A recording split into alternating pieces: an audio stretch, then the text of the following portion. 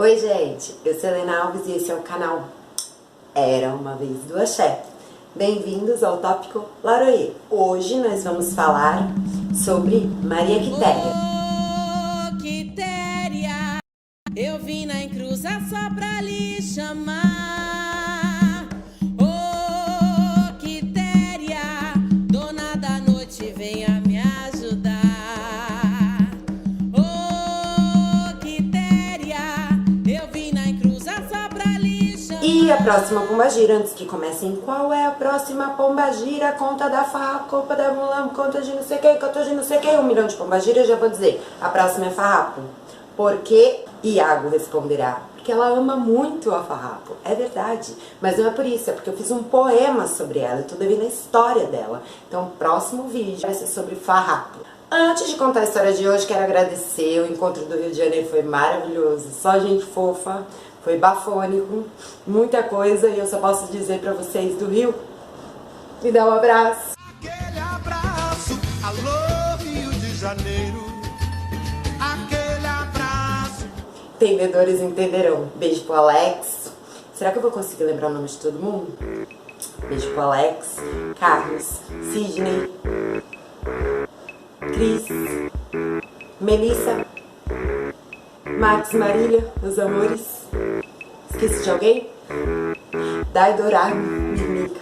Não fosse, eu matava. E todos os outros que estiveram lá, se é que teve alguém além desses.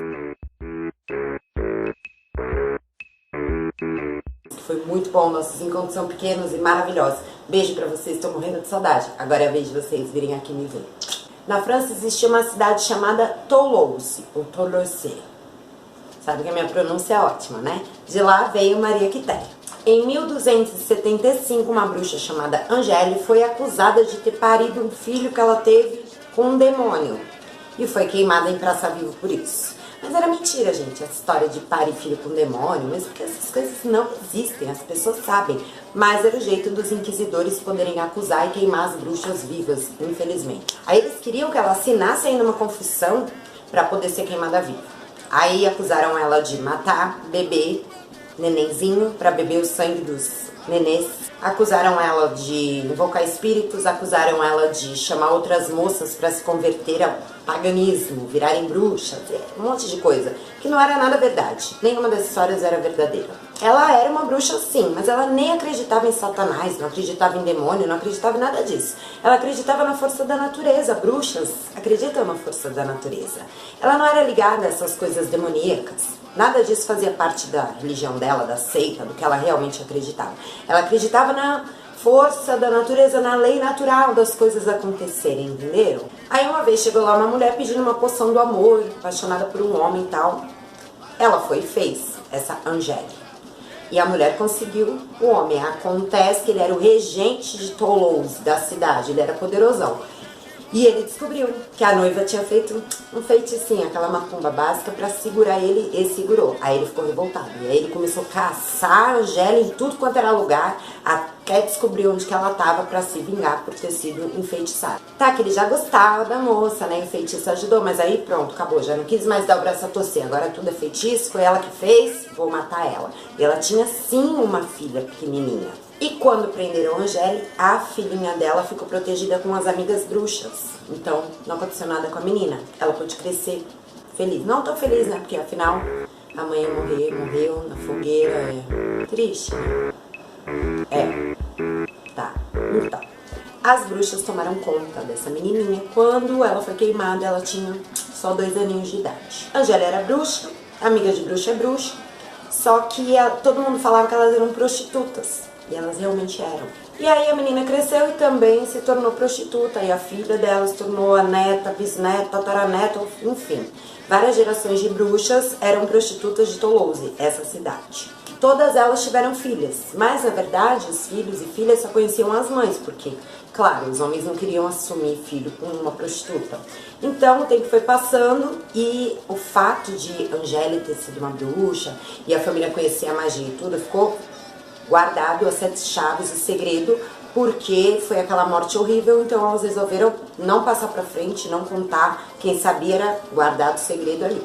Quando chegou mais ou menos em 1800, aí começaram a abrir os salões noturnos de divertimento, chamado cabarés. Na França estava começando um período chamado Belle Époque, que era uma bela época. Nessa época ganhou vida a cultura, a arte. Então, em vez de ter prostitutas trabalhando, começaram a vir as cortesãs artistas, abrindo cabarés e apresentando seus trabalhos na noite, entretendo os homens, tal, aquela coisa toda que a gente já sabe como é, né? Da família de Angéle tinha uma menina chamada Sofia, e ela era prostituta desde pequenininha. Nessa época a Inquisição já estava um pouco fraca. A Sofia também era uma bruxa, como todas da família, claro. Porém, ela trabalhava num bordelzinho pobre, sabe? Aquela coisinha assim básica. E todo o dinheiro que ela ganhava, ela guardava para estudar etiqueta, porque ela pensava, um dia eu vou ter o meu próprio cabaré. Então, eu vou guardar todo o dinheiro. Menina inteligente, né? Ela queria abrir a própria casa dela. O sonho dela era ter o próprio cabaré dela. Um dia, tá ela lá trabalhando no bordel, aquela coisinha pobrezinha, né? Mas trabalhava bem, ela era pequenininha e linda. E um cliente bêbado começou a maltratar as meninas, começou a xingar todo mundo, começou a querer bater na mulherada. A dona do bordel chegou, mandou ele parar, ele foi pra cima da dona do bordel, deu um murro no meio da cara dela. A Sofia, mais que depressa, passou a mão numa faca e veio pra cima dele. Ele olhou ela toda pequenininha e falou, ah, ridículo, vai querer me dar uma facada, do teu tamanho. Te der uma bifa, tu vai parar lá longe. Ela olhou bem pra cara dele, pensa que ela esfaqueou ele? Não. Ela encostou a faca no peito dele e falou palavras mágicas de bruxaria. E o coração dele parou. A dona do bordel chegou do lado dela e falou, Sofia, o que você fez, cara? Ele morreu. Em choque. Ela, toda feliz, falou, salvei a sua vida, Mademoiselle Marta. Te ajudei. E a dona do bordel falou, só que pra você salvar minha vida, você condenou a sua. Dá uma olhadinha. Aí ela olhou no fundo do cabaré. Não, o bordel, né? Ainda era bordel. No fundo tinha um monte de guarda. E eles todos olhando pra ela. Você é bruxa. E foram saindo um por um, disfarçadamente, muito suspeita, aquela saidinha. Aí ela já se ligou que eles iam voltar pra pegar ela e acusar ela de bruxaria. A Inquisição, mesmo estando fraca, podia ser reavivada naquele momento. E ela ia se dar mal, porque todo mundo conhecia a história da bruxa Angéle, que morreu, que era antepassada dela. Então, ela sabia o que podia acontecer. E ela ficou com muito medo. A dona do bordel, que, claro, reconheceu que ela salvou a vida dela, porque não sabia o que o homem ia fazer depois do murro, né? Falou, vamos lá pra cima, rápido. Levou a Sofia lá pra cima, pegou uma mala, colocou um monte de vestido, pegou um monte de dinheiro e deu pra ela. Falou, o padre é o único que pode mandar prender alguém por bruxaria, acusar. E logo eles vão falar pro padre, o padre vai vir aqui, então você tem que sair daqui agora. Pega essa mala, pega esse dinheiro e se manda. Aí deu um endereço pra ela, mandou ela procurar um falsário lá, um homem sinistrão, e ela foi parar na fronteira da Espanha com a França. Claro que ela foi embora, né, naquela noite, agradeceu a dona Marta, Mademoiselle, e foi embora, que ela tinha que chegar em Portbou, era a fronteira da Espanha com a França, pra achar o falsário. Aí ela andou pela floresta até que ela viu um rancho, e viu animais, comprou um cavalo, porque ela tava com dinheiro, e levou 5 dias pra atravessar a fronteira, mas conseguiu. Chegou lá no falsário e falou, eu tô fugindo, e me deram esse endereço e mandaram eu te procurar pra me arrumar um lugar seguro pra eu ficar. Ele falou, vai pro Brasil. Vai pro Brasil, que o Brasil é o lugar pior que existe, ninguém vai te achar lá. Era, gente, Brasil. Todo mundo que o rei não queria mandava, era uma colônia de Portugal, lugar imundo, todo mundo falava mal, horrores, até hoje, né, enfim. E aí falou, vai pra lá, todo mundo que o rei não quer em Portugal, quer ficar exilado, escondido, vai pra esse lugar aí, essa colônia de Portugal que é o Brasil. E aí ela teve que fazer novos documentos, o único nome em português que ela conhecia era Maria Quitéria. Aí ela falou, quero esse nome, fez os documentos, mudou o nome dela para Maria Quitéria. Por que ela conhecia esse nome? Porque Maria Quitéria era o nome de uma santa. E as bruxas conheciam a história dessa santa. Ela morreu decapitada pelo pai. E quando a cabeça dela caiu, ela levantou, pegou a própria cabeça e saiu andando até a cidade natal onde ela foi enterrada. Porque ela era uma bruxa. Então todo mundo admirava muito ela lembrou e falou, quero esse nome. Então as bruxas já, as irmãs dela, né, família, já começou a chamar ela de Madame Maria Quitéria. E ela foi embora. Depois de dias viajando, ela veio de navio, o navio parou no norte. Mas o norte tinha muito comércio, tudo vendia, tudo comprava, tudo era ali. E aí ela preferiu ir pro sul, que ela soube que ela tinha minas de ouro, então ela se mandou pro sul, que era um lugar mais tranquilo. E os inquisidores nunca realmente acharam ela. Desde que ela chegou aqui como Maria Quitéria, ninguém nunca soube que ela era Sofia. Ela contou toda uma história falsa da vida dela e tal, e ficou como Maria Quitéria, nunca foi encontrada. Isso foi bom. Bom, não vamos esquecer que ela veio da França. Então a moeda francesa valia muito mais do que o ouro daqui. Ou seja, o dinheiro dela era muito maior, muito valioso, muito mais valioso do que o dinheiro que ela trouxe de lá. Então ela abriu um cabaré, comprou um casarão, abriu um cabaré, contratou moças, artistas, e o cabaré dela era um espetáculo. Fazia o show à noite. Tinha a menina que dançava, que cantava, que se apresentava, que fazia todo tipo de coisa. Então o cabaré bombou, ela se deu muito bem. E para muitas das moças dela do cabaré, ela ensinou a bruxaria. Então essas moças aprenderam vários truques, e entre eles ensinou como entrar em contato com os mortos. Porque muito antes de chamarem os espíritos das mulheres de Pombagira, que isso é novo, lá naquela época, ela já sabia falar com os mortos. Então com um pedaço de cabelo, uma mecha, com um pedaço do fêmur, ela conseguia invocar essas mulheres fortes do passado, que tinham uma história grande, uma história forte, ou uma história de riqueza, de luxo, seja o que fosse que interessava, ela ia lá, invocava aquele espírito. E fez o que? As moças incorporarem os espíritos e começar a trabalhar. Pensa num cabaré de sucesso. Era da Maria Quitéria. Daí no porão do cabaré era o que? Lugar da feitiçaria. Ali ele ensinava a mulherada a fazer tudo. Lia a carta, a borra de café, a borra do chá, até nuvem. Ela olhava para a nuvem e lia e ensinava para elas. Mas ela também não só ensinou, como ela aprendeu. Ela conheceu as ciganas que estavam aqui na terra do Brasil. E essas ciganas ensinaram vários segredos para ela também. Ervas, chás. As ciganas ensinaram para ela a respeito de ervas. As índias ensinaram a arte de curar. Ou seja, de todo mundo que ela conheceu aqui, ela foi pegando um pouquinho de segredo e se tornando uma feiticeira maior e maior e maior, porque cada vez ela aprendia mais magia, sobre feitiçaria, sobre cura, sobre tudo. Até africanas ela conheceu. E aí aprendeu sobre vários elementos, sabe?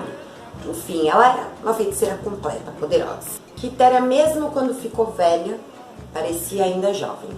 Mesmo velha, não aparentava a idade que tinha. Ela usava os truques dela de feitiçaria para se manter sempre maravilhosa. Então, ela tinha um pente de chumbo, penteava o cabelo, não ficava grisalho. Ela colhia a água da chuva no dia certo, na hora certa, no local certo, para manter a pele eternamente jovem. Ou seja, ela era maravilhosa, linda, sempre. Dentro do cabaré da Maria Quitéria, muitas moças famosas surgiram. Essas pombagiras todas que dizem que são do cabaré, dizem que aprenderam tudo com Maria Quitéria no cabaré dela. Porque foi ela que fundou, ela trouxe da França. Então muitas falavam francês para imitar ela, queria usar a roupa que ela tinha, queria falar do jeito que ela falava, queria andar do jeito que ela andava, porque ela era uma francesa no Brasil. Alcançou? Charmosíssima. E as outras imitavam. E assim todo mundo ia crescendo. Mas ela era perfeita. Ninguém conseguia ser perfeito igual ela.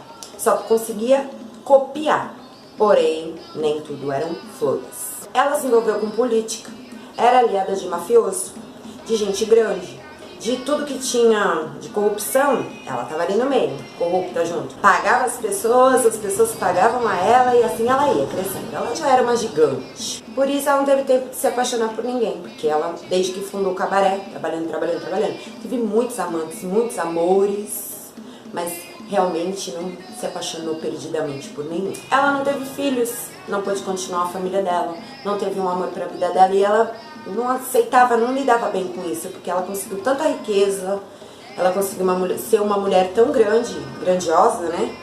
E não amou ninguém, ninguém a amou também de verdade, porque ela não acreditava, né? Eram muitos homens. Enfim, ela não teve o amor de ninguém, uma família, uma criança ou várias crianças, não foi nada disso. Então isso deixava ela muito triste, transformou ela numa pessoa muito séria e muito amarga. Por isso que muitas pombagiras vêm na terra sem muita risadinha e muito bate-papo, porque elas têm essa amargura dentro delas e compreendem o que é alguém que tem a falta de amor, a falta de felicidade familiar com um homem, com filhos, etc, etc, etc. Vamos aprendendo aí, porque dependendo do problema, vai se consultar com a Quitéria que ela resolve. Diz Felipe Caprini que conheceu ela pessoalmente e a Padilha no mesmo dia no terreiro onde ele conheceu essa Quitéria. A Padilha falou, não se aproxime muito dela porque ela é muito perigosa, ela é muito esperta. Ela vê tudo só de olhar pra você, então não fica muito perto não. dá uma certa distância. Afinal, a Maria Padilha cresceu dentro do cabaré da Quitéria. Diz que ela contou umas coisas pra ele que ele ficou, cabelo em pé. Tipo o meu, assim, cabelo em pé, de verdade. Porque ela cresceu junto, então ela conhece muito bem. Quer dizer, ela cresceu no cabaré da Quitéria. Então ela conhece muito bem Maria Quitéria. Maria Quitéria se faz de boba, né? Se faz de sonsa, se faz de idiota, finge que não sabe das coisas. Mas não é bem assim que a coisa acontece. Ela finge que ela é burra, que não sabe o que tá acontecendo. Só que nessa aí, ela ganha qualquer um. Ela leva qualquer um no papo. Ela consegue tudo que ela quer. Desse jeito. Ela foi assim em vida e continua sendo até hoje. Maria Quitéria não sorri. Ela é muito séria. São poucas as pessoas que ela gosta. E muitas que ela desgosta. Quem conhece ela sabe que ela é poderosíssima. Ela faz o que ela quer, quando quer, do jeito que quer. E ninguém pode impedir.